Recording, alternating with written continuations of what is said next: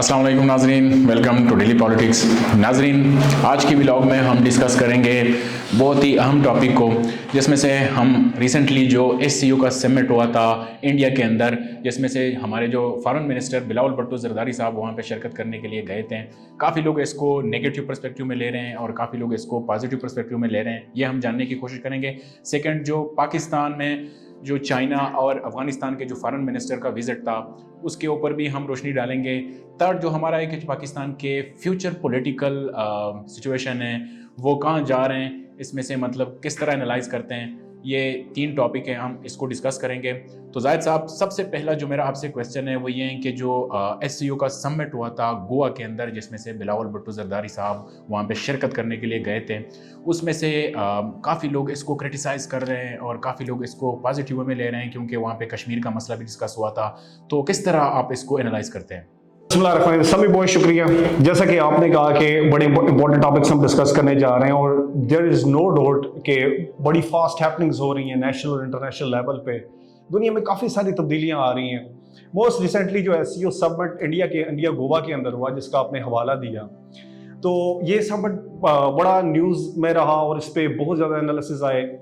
तो रीज़न इसके न्यूज़ में रहने की बजाते खुद इंडिया था, क्योंकि इंडिया बेसिकली हॉस्टाइल है towards it's neighbouring countries. India basically एक अखंड भारत वाली सोच से इसके नेबरिंग कंट्रीज को ट्रीट कर रहा है, जिसकी वजह से क्योंकि पाकिस्तान के फॉरेन मिनिस्टर जा रहे थे अटेंड करने के लिए, चाइना से आ रहे थे, और दोनों कंट्रीज के साथ इंडिया के रिलेशंस अच्छे नहीं है, दोनों कंट्रीज के साथ इंडिया के मसाइल हैं। तो इस वजह से इस इवेंट को न्यूज़ में ऑलमोस्ट एवरी कंट्री और जो इंटरनेशनल चैनल्स थे उन्होंने काफ़ी इसमें न्यूज़ में रहे। तो बिफोर गोइंग अबाउट दिस के ये इवेंट सक्सेसफुल रहा, नहीं सक्सेसफुल रहा, क्या पाकिस्तान को जाना चाहिए था, नहीं जाना चाहिए था, बिलावल भुट्टो साहब के ट्रिप का क्या पर्पज़ था, उस ट्रिप से पाकिस्तान को क्या हासिल हुआ, तो ये सारी चीज़ें कैलकुलेट करने से पहले इन पे एनालिसिस करने से पहले मैं आपको एक बात बताऊं जो मोस्ट इंपॉर्टेंट है कि हमें समझना होगा कि एससीओ है क्या, एससीओ हम वहाँ क्यों गए। तो सेमी बेसिकली एससीओ एक ऑर्गेनाइजेशन है, एक रीजनल ऑर्गेनाइजेशन है जिसके मेंबरान्स हैं, जिनमें चाइना है, इंडिया है, कजाकिस्तान है, पाकिस्तान है, किर्गिस्तान है, उज़्बेकिस्तान है, ताजिकिस्तान है और फिर रशिया है। तो ये एक रीजनल ऑर्गेनाइजेशन है जिसका बेसिक मकसद है टेररिज्म, एक्सट्रीमिज्म या रेडिकलाइजेशन को कर्ब करना, और सेकंड इसका जो पर्पज़ है वो है रीजनल कनेक्टिविटी बढ़ाना, जो मेंबर कंट्रीज हैं इनके दरमियान रिलेशन बढ़ाना, पीपल टू पीपल कॉन्टैक्ट बढ़ाना, इनके जो इश्यूज हैं वो रिजॉल्व करना ताकि मेंबर कंट्रीज किसी कॉन्फ्लिक्ट की तरफ ना जाएं। तो ये तो इसका बेसिक पर्पज़ था। अब सवाल ये होता है कि बिलावल भुट्टो साहब वहाँ पे गए, ठीक है, इस एससीओ मीटिंग को अटेंड करना क्यों उनके लिए ज़रूरी था, या इस एससीओ मीटिंग का एजेंडा क्या था। बेसिकली एससीओ समिट जो होना है वो होना है मई के अंदर। तो ये हो गई है अपना फॉरेन मिनिस्टर्स की हो गई है, फॉरेन मिनिस्टर की कॉन्फ्रेंस हो गई है, ये जुलाई के अंदर होना है। जुलाई के अंदर हेड ऑफ स्टेट्स ने इंडिया जाना है, उसके लिए फॉरेन मिनिस्टर्स मिले थे एजेंडा सेट करने के लिए, जिनपे जो टॉप एजेंडाज थे वो एक तो ये था कि ईरान को मेंबरशिप देनी है, बेलारूस को मेंबरशिप देनी है एससीओ की, और थर्ड ये था जो कि इंडियन मोटिवेटेड एजेंडा था, वो ये था कि जो एससीओ की जो ऑफिशियल लैंग्वेजेस हैं वो सिर्फ 2 हैं, एक रशियन है, एक चाइनीज है, और third India wanted to add English as official language SCO. तो ये बेसिकली तो जो मीडिया में आया वो ये 3 एजेंडाज थे। अब ये जो समिट था, ये पहले डिफेंस मिनिस्टर्स भी मिले एससीओ के समिट के through in last month. Pakistan से जो हमारे डिफेंस मिनिस्टर हैं ख्वाजा आसिफ साहब, उन्होंने वाया वर्चुअली उन्होंने पार्टिसिपेट किया समिट में, वो खुद इंडिया में नहीं गए, लेकिन later on government of Pakistan ने डिसाइड किया कि बिलावल भुट्टो ज़रदारी साहब वहाँ जाएंगे, जो कि फॉरेन मिनिस्टर हैं हमारे इंडिया में, अटेंड करेंगे समिट को। अब मसला ये आ रहा था कि क्यों बिलावल का वहाँ पे जाना एक इशू बना, क्यों इसको कुछ लोगों ने बड़ा अप्रिशिएट किया और कुछ लोगों ने बड़ा क्रिटिसाइज किया। मेरे ख्याल से इंडिया को बिलावल भुट्टो को वहां पहले तो जाना ही नहीं चाहिए था। अगर जाना चाहिए था तो पूरी प्रिपरेशन के साथ जाना चाहिए था। अब मैं ऐसा क्यों कह रहा हूं, उसके अंदर 2 रीजंस हैं। जिस तरह की बातें इंडिया के फॉरेन मिनिस्टर जयशंकर ने जो बयानात दिए बिलावल के बारे में, और जिस तरह से उसने पाकिस्तान को टारगेट किया और जिस तरह से पाकिस्तान पे इल्ज़ाम लगाए कि बड़ा तकलीफ दे था हमारे लिए, ये सुनना हमारे लिए तकलीफ दे था कि इस तरह से किसी इंटरनेशनल फोरम पे, इंटरनेशनल मीडिया के सामने ایک ہاسٹائل ایک دشمن ملک کا فارن منسٹر ہمیں پریزنٹ کر رہا ہے. اور یہاں سے بالکل کلیئرلی یہ چیز کلیئر ہوتی ہے کہ جو انڈین فارن منسٹر جے شنکر، حالانکہ وہ بڑے ایکسپیرینس ڈپلومیٹ ہے، وہ یو این کے اندر ان کے ایمبیسڈر رہے، وہ ڈفرینٹ کنٹریز کے اندر ان کے ایمبیسڈر رہے، لیکن ان کا اس طرح کا رویہ اختیار کرنا بلاول بھٹو کے ساتھ، اور انہیں پھر اس طرح کہنا کہ پروموٹر اینڈ جسٹیفائر آف ٹیررزم، اس طرح کے الفاظ کہنا، یہ انتہائی میں کہتا ہوں ایک کس دوسرے کو بے عزت کرنے کے برابر ہے. تو بلاول صاحب کے پاس پہلے کیونکہ رپورٹ ہوں گی کہ وہاں ہمیں کیسی ٹریٹمنٹ ملے گی، ہمیں کیسے ریسیو کیا جائے گا، کس ایجنڈے پہ ہم بات کرنے جا رہے ہیں، تو بہتر تھا آپ ورچولی اٹینڈ کر لیتے، کیونکہ وہاں جا کے ایسا آپ نے کچھ اچیو بھی نہیں کیا کہ جس کا آپ پاکستان میں آگے دھوم مچا سکے. کیوں نہیں اچیو کر سکے؟ آپ کی صرف 2 میٹنگز ہوئی، ایک ازبکستان کے فارن منسٹر سے ہوئی میرے خیال سے، اور ایک رشین فارن منسٹر سے ہوئی. وہ بھی ایسا کچھ آپ نے ان میں نہیں کیا کہ ہم دیکھیں کہ ایس سی او کی سائڈ لائن پہ بلاول صاحب نے میٹنگ کر کے یہ ایجنڈاز پاکستان اور ان کے سیٹ کیے. ایسی کوئی پریس ریلیز ہمیں دیکھنے کو نہیں ملی. وہی فارمل باتیں ہوئی جی کہ بائی لیٹر ریلیشنز بڑھانے ہیں، یہ کرنا ہے، وہ انگیجمنٹس کرنی ہے، اور ٹریڈ کو آگے لے کے جانا ہے، اور انویسٹ بڑھانی ہے، وہی باتیں جو ریپیٹ ہوتی ہیں. تو اس لیے میں سمجھتا ہوں کہ اسٹیٹ آف پاکستان کا یہ وہ نہیں تھا، یہ کوئی اچھا وائز اسٹیپ نہیں تھا ان کا وہاں پہ جانا. کیونکہ سمی یاد رکھیں اس کے بعد آوازیں آ رہی ہیں، لوگ پوچھ رہے ہیں، لوگ کہہ رہے ہیں کہ کیا پاکستان نے کشمیر پہ جو اس کا سٹانس تھا وہ تبدیل کر لیا؟ اگر انڈیا نے کشمیر کا اسپیشل سٹیٹس ختم کر دیا، انڈیا نے کشمیر میں ایک ڈیفرنٹ قسم کا انوائرمنٹ کریٹ کر دیا، وہاں پہ انہوں نے اپنے تقریباً 9 لاکھ فوجی بٹھا دیے لوگوں کے سروں پہ، تو آپ جا رہے ہو انڈیا میں سبمٹ وہ اٹینڈ کرنے کے لیے اور یہ باتیں کرنے کے لیے کہ ہمیں موو فارورڈ کرنا چاہیے. آپ کدھر موو فارورڈ کرنا چاہ رہے ہو؟ آپ کہہ رہے ہو ہماری شاہراہ گیا کشمیر. انڈیا اور پاکستان اور انڈیا کے بیچ میں آپ کسی بھی فورم پہ بات کر لیں، چاہے وہ یو این ہو، وہ ایس سی او ہو، وہ سارک ہو، وہ کچھ بھی ہو، وہ بائی لیٹرل ہو، وہ کوئی انٹرنیشنل آربیٹریٹر ہو، بیچ میں ایک مسئلہ آ کے پھنستا ہے، وہ کشمیر ہے. جب تک آپ کشمیر پہ کوئی سالڈ پوزیشن نہیں لیں گے، جب تک آپ اپنے آپ کو اتنا اسٹرینتھن نہیں کریں گے کہ انٹرنیشنل انسٹیٹیوشنز ہوں یا پاورفل کنٹریز ہوں، گریٹ پاورز ہوں یا میجر پاورز ہوں، وہ جب تک آپ کی بات نہیں سنیں گی، وہ جب تک آپ کے موقف کو صحیح نہیں کہیں گے، آپ نیگوشیٹ نہیں کر سکتے. آپ اتنی کمزور پوزیشن سے لے کے آپ کبھی بھی انڈیا کے ساتھ کشمیر پہ وہ نیگوسیشنز نہیں کر سکتے. تو سیمی اس میں جو بلاول بھٹو صاحب نے جو وہاں سے واپس آ کے کراچی میں پریس کانفرنس کی، جس میں انہوں نے کہا کہ weaponising terrorism for diplomatic point scoring یہ نہیں کرنا چاہیے انڈیا کو، کہ افسوس بلاول صاحب یہ وہاں کر دیتے، بلاول صاحب یہ باتیں بیٹھ کے انڈیا میں کر دیتے. جو کور پوائنٹ ہے کہ انہوں نے جو انڈیا میں اپنی پریس کانفرنس اس میں تو تھا ہی کوئی صاف ہی نہیں، انڈیا کی میڈیا نے تو ان کو کوریج ہی نہیں دی. اس لیے ہمیشہ جب آپ انٹرنیشنلی کو سٹیپس اٹھاتے ہیں تو انہیں بڑا کیلکولیٹڈ اٹھائیں، انہیں بڑا میچور طریقے سے اٹھائیں، اپنا رسک کیلکولیٹ کریں کہ آپ اگر وہاں جا رہے ہیں وہاں ڈیمیج کیا آ سکتا ہے، تو اس کے اکارڈنگلی آپ چلیں.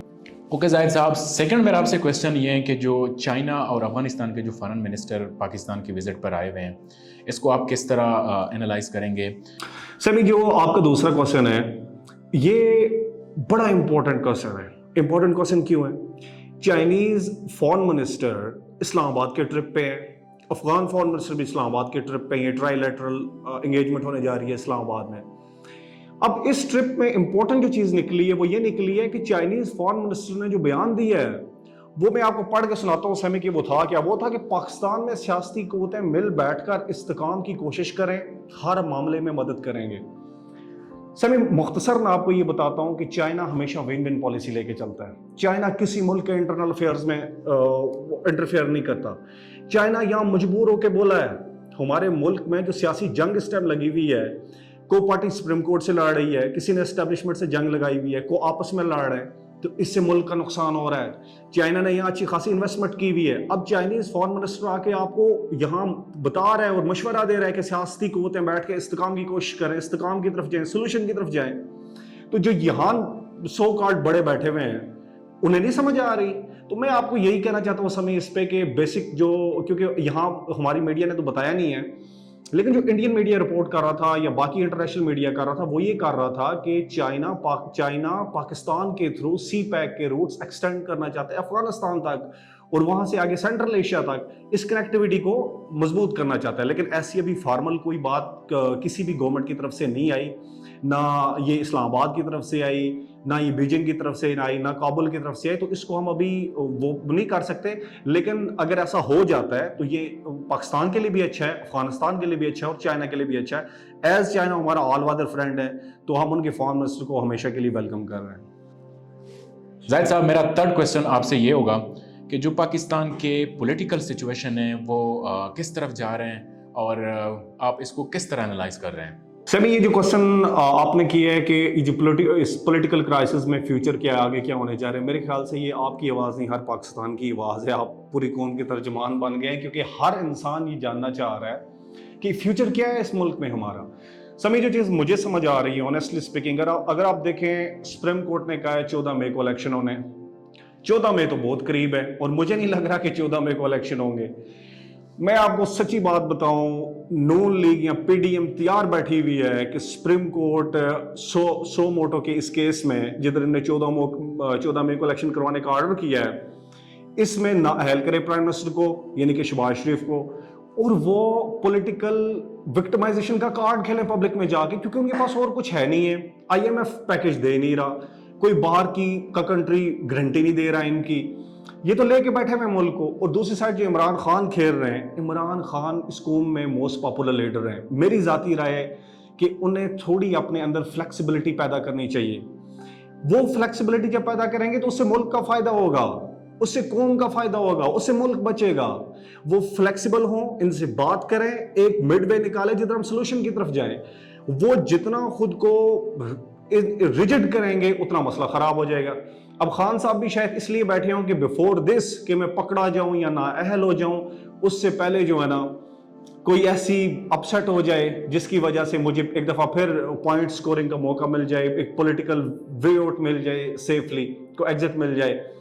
تو یہ ایسا، اگر یہ دونوں کی سوچ ایسی ہے پی ڈی ایم اور خان صاحب کی، تو میں سمجھتا ہوں انتہائی غلط ہے. اور ان دونوں کو ملک کی خاطر بیٹھ جانا چاہیے، سیریس ہو جانا چاہیے اور ایک وے نکالنا چاہیے جدھر ہمارا آئین بھی بچ جائے، ہمارا ملک بھی بچ جائے اور عوام بھی بچ جائے.